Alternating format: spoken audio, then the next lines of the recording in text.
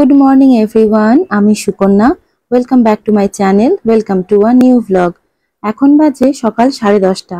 আদর স্কুলে চলে যাওয়ার পরে মোহরকে খাওয়াতে গিয়ে আমিও একটু ঘুমিয়ে পড়েছিলাম।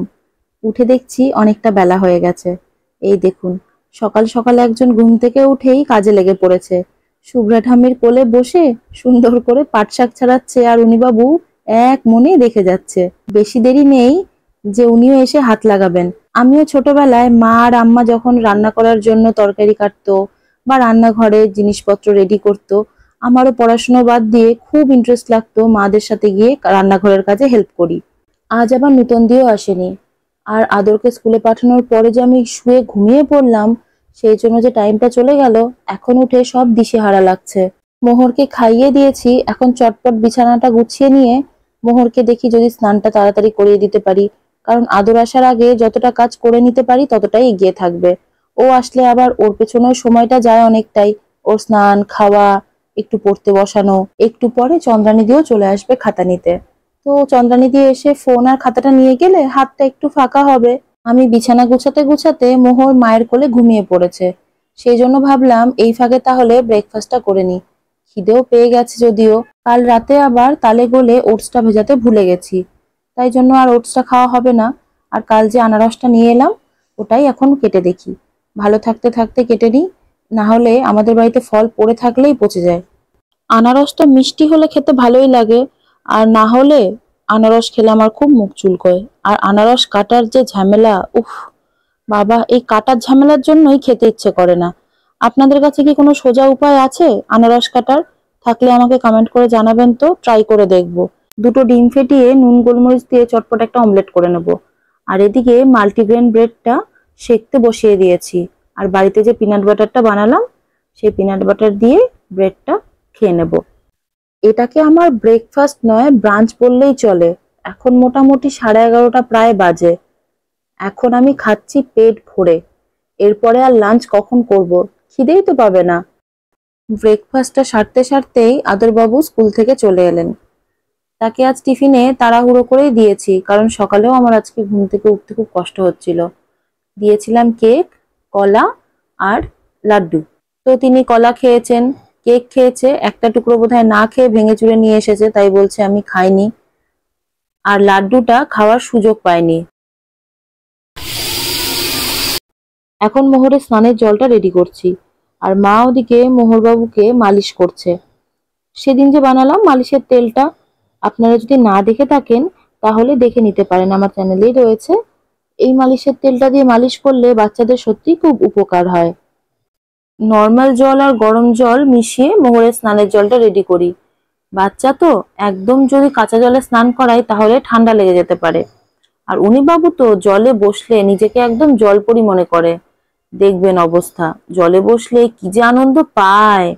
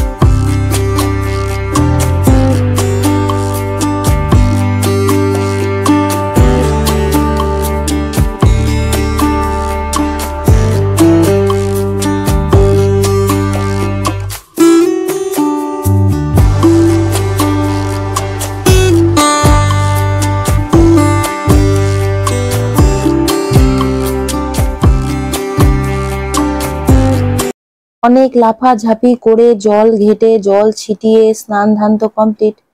এবার লাঞ্চের পালা। আজ মোহরানির লাঞ্চে রয়েছে ঝিঙে সেদ্ধ, গাজর সেদ্ধ আর মিষ্টি কুমড়ো সেদ্ধ। এখন ফিঙ্গার ফুড দিলে ও বেশ ধরে ধরে নিজের মুখে কি সুন্দর করে খাবারটা তুলে নেয়, দেখতে কি ভালো লাগে।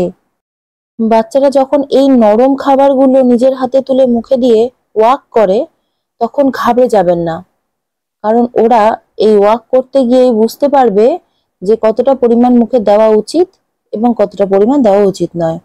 অ্যাকচুয়ালি ওরা তো শিখছে না, এবার একটু একটু করে নিজেরা ধরবে, মুখে দেবে, গলায় আটকাবে, গিলতে গিয়ে কষ্ট হবে, তারপরেই না নিজেরা আন্দাজ করতে পারবে কিভাবে ধরে কতটুকু খেতে হয়। প্রথমেই যদি আমরা ঘাবড়ে যাই তাহলে ওদের কিন্তু শিখতে আরো লেট হবে। হ্যাঁ, অবশ্যই খাবার বিশেষে আমাদের সেই রিয়াকশনটাকে কন্ট্রোল করতে হবে। এখন যদি ওরা কোনো শক্ত জিনিস খেতে গিয়ে গলায় আটকে যায়, সেখানে নিশ্চয়ই আমরা বসে দেখবো না। কিন্তু ও যেমন এখন ঝিঙে সেদ্ধ খাচ্ছে, গাজর সেদ্ধ, মিষ্টি কুমড়ো সেদ্ধ খাচ্ছে, নিজের হাতে তুলে যখন মুখে দিচ্ছে, তখন যখন গলায় আটকে একটু ওয়াক মতন করে আসছে, সেক্ষেত্রে কিন্তু আমি বসে অবজার্ভ করছি ওকে, যে ও কি নিজে নিজে সেটা সামলে নিতে পারছে নাকি আমার হেল্প ওর প্রয়োজন। তারপরেই আমি ওকে হেল্প করছি। মোহরের খাওয়া হতে হতে বুনু ঘুম থেকে উঠে পড়েছে। তো উঠেও বলল, দিদি ভাই আমার খিদে পেয়েছে, আগে আমি খাবো তারপরে স্নান করব। সেই জন্য ওর খাবারটা বেড়ে দিয়ে আমি স্নানে যাব। আজ আমাদের হয়েছে ভাত, পাট শাক দিয়ে মুসুর ডাল, সব মেশানো সবজি আর ভেটকি মাছের পাতুরি। এদিকে বেলাও হয়ে যাচ্ছে, চটপট স্নান পুজোটা সেরে ফেলি, সেই জন্য আমি খুবই তাড়াহুড়ো করছি। এখন বিকেল বেলা, বিকেল হলে আর দুই ভাই বোন কি বাড়িতে থাকে, না তাদেরকে বাড়িতে রাখা পসিবল। শেষে বুনুকে বললাম, চল তুইও চল, আমরা একটু হেঁটে আসি, আর আদরকেও একটু সাইকেল চালাবে বলছে, সাইকেল চালিয়ে আসি। বোন বলছে আজকে চলে যাবে। আমি বললাম থাক, বলে না নেক্সট উইকে তো আন্টি যদি না থাকে তখন আমি আসবো, এখন যাই, আমার একটু কাজ আছে। অনেক বলা সত্ত্বেও তো উনি থাকবেন না। হাই হাই, কোথায় যাচ্ছি আমরা? ক্লাস পার্কে। ওকে চলো চলো লিফটে টিপেছ? আচ্ছা, নিচে যাচ্ছে নাকি? আসছে, আমাদের কাছে আসছে লিফটটা। এই যে মা চলো। চলো চলো চলো। পিপি পিপি। দাদু দাদু দাদু দাদু দাদু দাদু দাদু দাদু দাদু। হয়েছে শান্তি? নিচে নেমে যাওয়ার পরে আদর আমাকে মনে করাচ্ছে, মা কার্ড এনেছো? আমি বলছি যা, কার্ড আনতে তো ভুলে গেছি। দিয়ে আমি আর আদর ওপরে এসেছি কার্ড নিতে, আর নিচে তাকিয়ে দেখি কতজন এসে মোহরকে আদর করছে। আজ ওয়েদারটা খুব সুন্দর, ফুরফুর করে হাওয়া দিচ্ছে, মনে হচ্ছে এই হাওয়ায় হেঁটেই বেড়াই। কিন্তু আমাদের আদরবাবু তো হেঁটে বেড়ানোর পাত্র নন, উনি তো ক্লাব হাউসে যাবেই। ক্লাব হাউসে ওনার বন্ধুরা রয়েছে, তারা অপেক্ষা করছে। সাইকেল চালাতে তিনি মাস্টার হয়েছেন, খালি বলবে দেখো আমার স্পিড দেখো। আর এদিকে আমাদের মোহর রানী, উনি তো বেরিয়েছেন পুরো ঘুরতে, শুধু বসে বসে টুকটুক করে মাথা ঘোরাবে, চোখ ঘোরাবে, আর এদিক ওদিক চারপাশে সবকিছু দেখবে।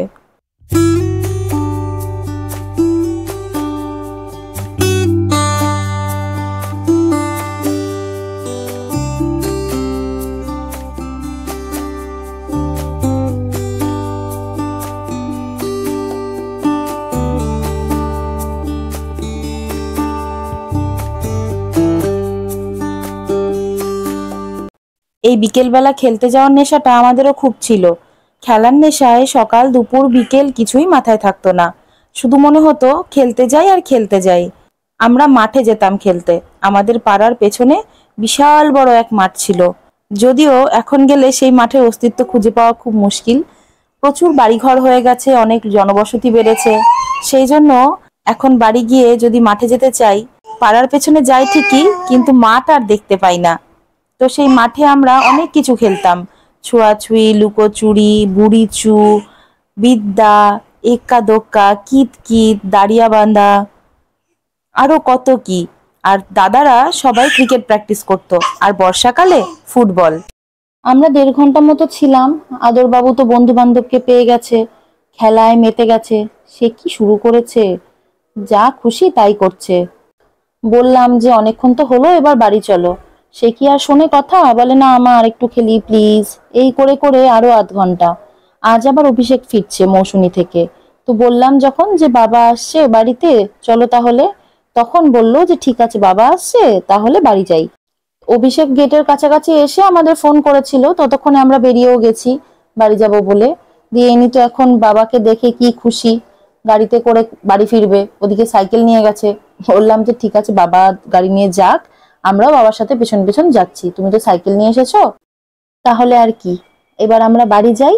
আজকের ভিডিওটা এখানেই শেষ করছি। সবাই খুব ভালো থাকবেন, সুস্থ থাকবেন, শত ব্যস্ততার মাঝেও নিজের একটু হলেও যত্ন নেবেন। চ্যানেলটি নতুন, মেয়েবেলাকে সাবস্ক্রাইব করে পাশে থাকবেন। আর যারা ফেসবুক থেকে দেখছেন তারা অবশ্যই মেয়েবেলার পেজটিকে ফলো করবেন। মেয়েবেলার ভিডিও আপনাদের কেমন লাগছে আমাকে অবশ্যই কমেন্টে জানাবেন। ইউটিউব না হলে ফেসবুক পেজ অথবা ইনস্টাগ্রাম, যেটাতে আপনাদের সুবিধে। এই ভিডিওর ডেসক্রিপশন বক্সে আমি ফেসবুক পেজ এবং ইনস্টাগ্রামের লিংক দিয়ে দিয়েছি। দেখা হবে খুব তাড়াতাড়ি আবার নতুন একটি ব্লগে। ধন্যবাদ।